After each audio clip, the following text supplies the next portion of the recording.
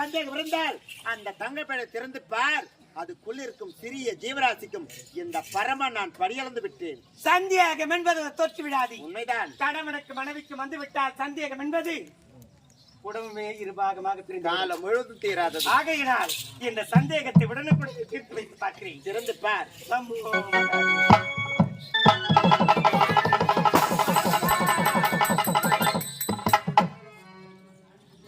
இந்த பாவியை மன்னித்தர வேண்டும். பார்வதா, இதிலிருந்தே நீ தெரிந்து கொள்ள வேண்டும். பூலோக மக்களாக இருந்தாலும் சரி, பாமர மக்கள் முதல் பரமனின் குடும்பம் வரை பெண் புத்தி என்றால் பின் புத்திதான்.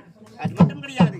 நான் சொல்லும் வார்த்தையை கேட்காமல் இந்த தங்கப்பேடைக்குள் இருக்கும் சிறிய ஜீவராசிக்கு நான் படியளக்கவில்லை என்று உரைத்தாயே, இப்போது அந்த ஜீவராசிக்கு நான் படியளந்து உனக்கு தெரிந்ததா? பார்வதா, இதிலிருந்து நீ தெரிந்து